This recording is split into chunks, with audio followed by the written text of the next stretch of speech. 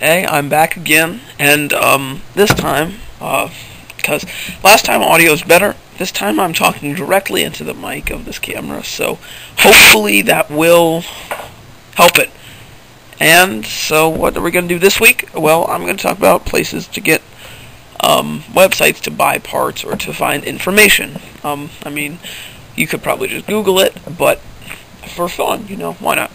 So right here, this is a circuit it's just a simple LM324 amplifier for a headphone, and I have a guitar jack plugged on it. I'm going to give this to my brother for his birthday, but it's meant to be used as headphones, so it's not too loud. But I want to show you an interesting thing that happens with it, and show you a little trick I'm sure you already know. But, oh well. I want to show you that speakers can actually be used as microphones. So you can actually use a speaker as a microphone. The speakers have a coil of wire around a magnet, so they do actually generate voltage. And to prove that, instead of hooking up my bad oscilloscope, and I still haven't found a replacement for that. That'll be funny to see. I hope. I still haven't found a replacement for that, so I'm just going to hook it up to my little amplifier here. So, find a battery. That's funny to look at too.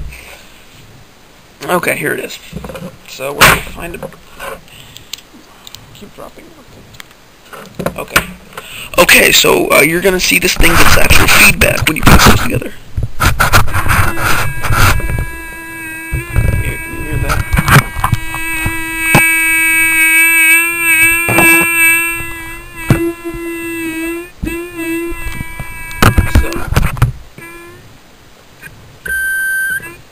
So that's interesting, and then also if I put the speaker right up to it and I talk, you'll hear my voice sounding all funny. Hello? Yeah, so my voice sounds really electronic. Can you hear it? I don't know, it's really cool. Maybe if I... Yeah, can you hear me today? So, so if, for those of you who didn't know, that's sort of a neat trick that makes it a lot easier than having a microphone. So, for all my microphones I just use a speaker. So what I want to show you now is I'm going to have to get out my oscilloscope. Well, yeah, I'm going to have to get out my oscilloscope and show you something with this LM3. It's an LM324, and show it to you. Well, once again, the scope is not cooperating. You can see I have it set on to 1 volt per division, 2 milliseconds per division, and look, it's jumping around, and the probes are clipped together. Okay, I'm not making that up. And that's the stupid oscilloscope. So I can't show you what I was going to show you. And if I disconnect them, we get more crazy waveforms. And I don't know, what else can I connect them through? A resistor, sure, yeah. A regular old 1K resistor.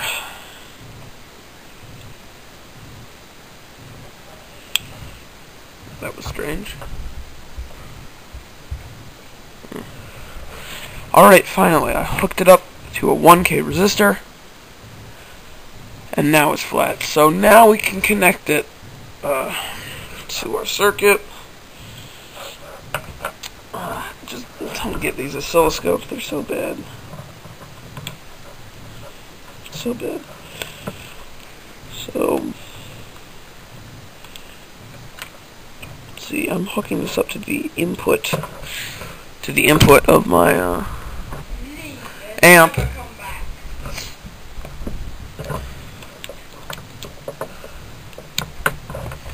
And plug it in.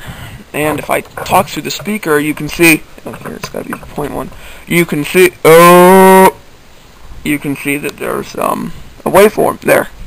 So, and you can hear it on the other side. But look, if I say it really deep, here, here, better move the vertical position a bit higher. Okay, so now look at this. Boo! Nice sine wave, right? because most people, I assume they talk in sine waves because that's what you hear, like this. Oh! Okay, now after I've gone crazy, let me see if I can hook that up to the output of the speaker and show you what I found.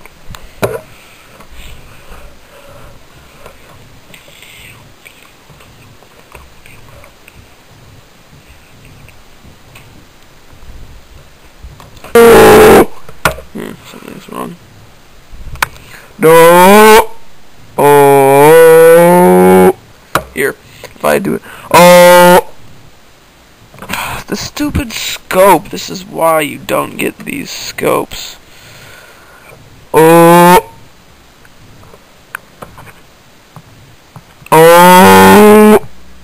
Yeah, look at that. It's just getting random waveforms. Oh. Okay. So you look at that, and it's all digitally stepped. Like, I don't know how to describe it. It's not smooth. It is a larger amplitude, which shows it's really actually working. So it's working, but if you look, it's got like these steps. I'm not sure if that's my scope and how it's digital, but it does seem more square. Like the LM324 is turning it into a square wave. I don't know if that's just me, but if you know anything about op amps, which I don't. I took this. Great, I keep knocking the camera down. I took the circuit from somebody else. It was Afro Man, I think. He has a bunch of good stuff, which can segue great into our another section. But yeah, just that's interesting to find out. So, if you know anything about that, please tell me. I'd be very interested.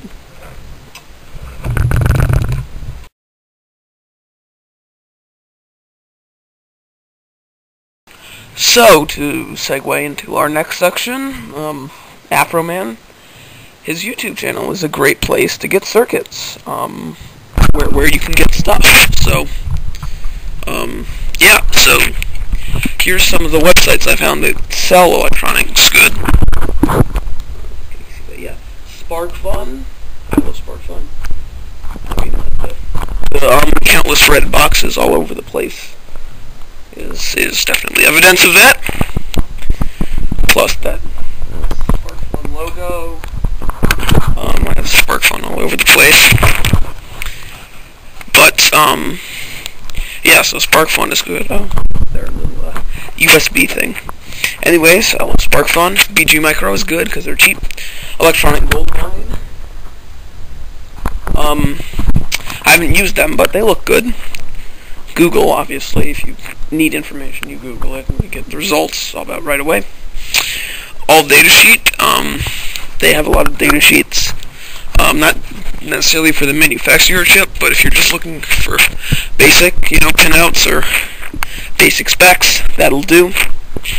Octopart and Fine Chips, I haven't really used those much, but maybe. For Arduinos, obviously, the Arduino website, and the Makershed, I think they call it that, has some good stuff too. But if you're bored and you want a good way, something entertaining or just a way to learn about electronics, I mentioned before the EV blog is good. I watched that, so that's fun. What else? There's Jerry Ellsworth. She's really smart. So those are some good places, but if you need information, Wikipedia, that's also good. Kenneth Finnegan, he has a website. That's good. And he has a blog, Kenneth Finnegan blog, I think, or Life of Kenneth Finnegan. He has also a C blog and a blog about duct tape. You can't go wrong with duct tape. So, and his YouTube channel is Fire Philly 2007, I think. So that's a good place to get stuff. But generally, if you need something, Google or Wikipedia, and you can't go wrong. So yeah, and you can find data sheets for just about every part.